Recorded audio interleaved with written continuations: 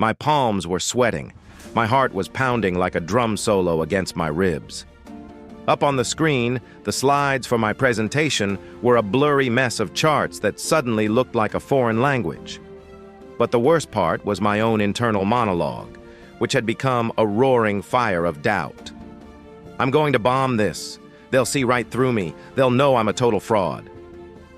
The weight of the entire project, maybe even my career, felt like it was resting on this one moment, and I was completely crumbling.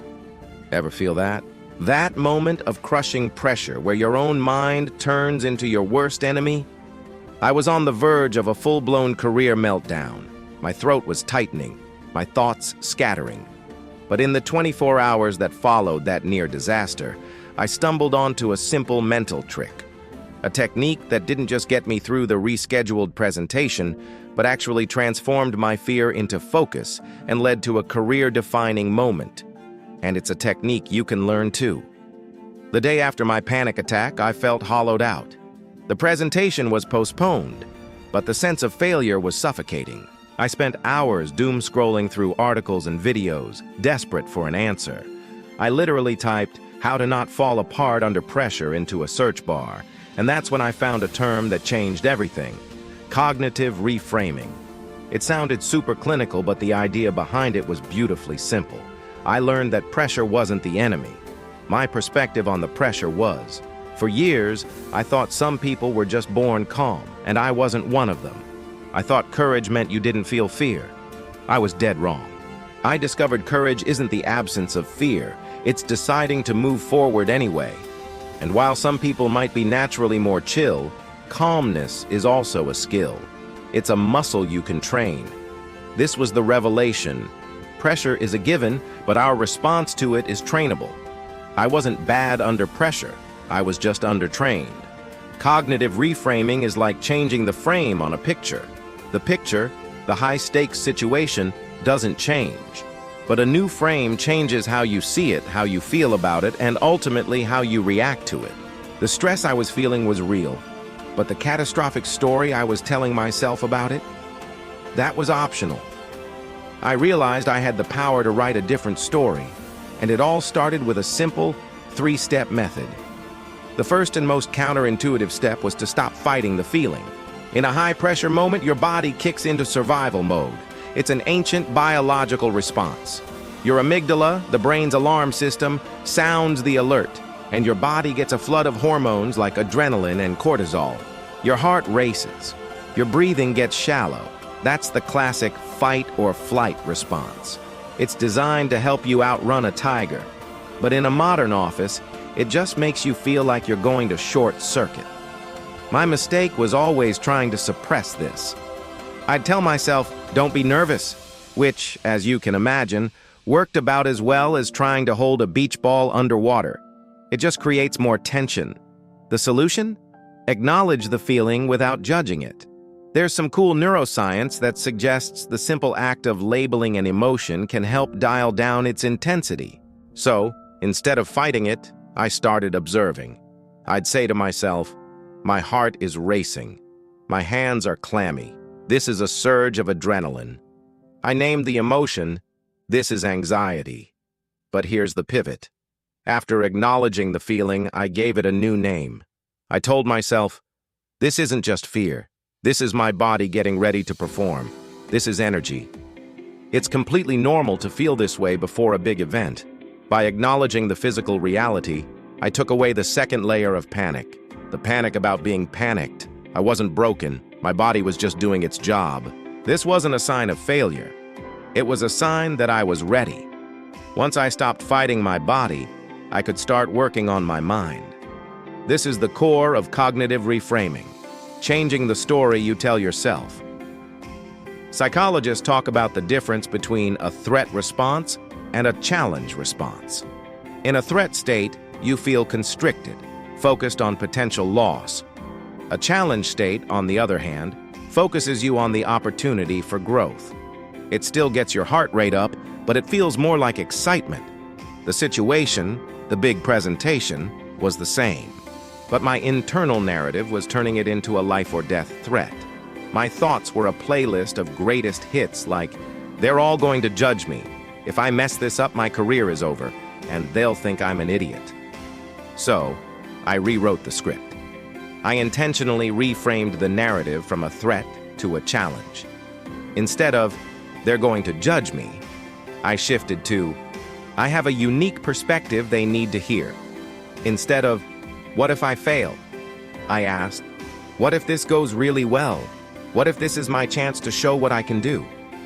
Instead of seeing the audience as a panel of harsh critics, I saw them as people who genuinely wanted to learn something. I reframed their questions not as attacks, but as curiosity. This wasn't about lying to myself or some toxic positivity nonsense. It was about choosing a more useful story. I had prepared. I knew the material. My old story was focused on the fear of judgment. My new story was focused on the opportunity to contribute. The nerves didn't magically disappear, but their meaning changed. They were no longer the tremors of fear. They were the hum of rocket fuel, getting me ready for launch. The final piece of the puzzle was pulling my focus out of the terrifying, overwhelming future and into the tiny, manageable present. Most of my anxiety came from catastrophizing about what might happen. I was stressing about the Q&A before I'd even said hello. This makes the task seem impossibly huge. The solution was to shrink my world, to concentrate only on the next single best step. Instead of worrying about the whole 30-minute presentation, I focused only on delivering my opening line. That's it. Just one sentence. When that was done, I focused on the next one, then on clicking to the next slide. This technique is rooted in mindfulness. When your mind is locked on the present moment, it has a lot less bandwidth to freak out about the future. It breaks an overwhelming task into a series of small, non-scary, achievable actions. You don't have to climb the whole mountain at once. You just have to take one step, and then the next one. Before I walked back into that conference room, my plan wasn't give a perfect presentation.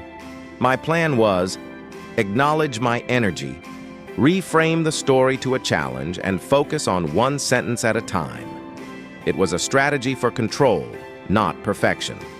When the day came to give the presentation again, the nerves were there. That familiar drum beat in my chest returned. But this time, something was different. I acknowledged it. Okay, I thought.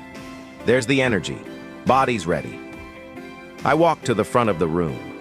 I looked at the faces in the audience and reminded myself of the new story.